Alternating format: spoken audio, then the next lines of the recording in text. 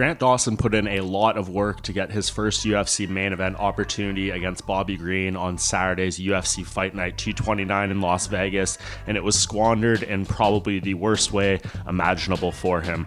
Knocked out in a mere 33 seconds into the first round, Dawson suffers a huge upset defeat, sees his long unbeaten streak come to an end here, and just a difficult one to swallow against an unranked opponent when he had cracked that top 15 in the lightweight division, and definitely a setback for him at this stage of his career. Is it a devastating one considering he's only 29 years old? I'm hard pressed to say that. I think Dawson is a very good talent. Maybe you can chalk it up. He just got caught, something like that.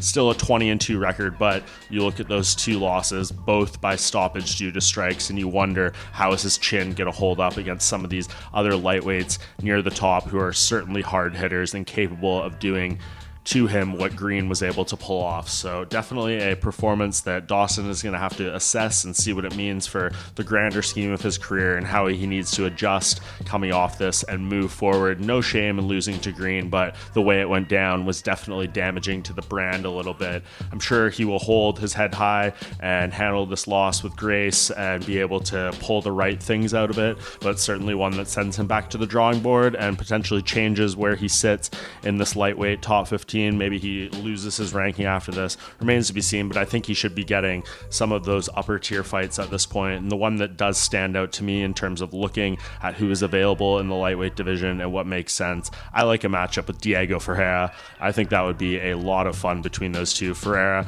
a veteran who's been around the block, fought many of the best in this division, and capable of finishing his opponents on the feet or on the ground. So I think that would be an overall threat for Dawson and just a fun, competitive fight between these two. So we will see how much time Dawson decides to take off in the aftermath of this, how he wants to change, adjust, all those things I mentioned. But when he is ready to go, a fight with Ferreira, very appealing to me.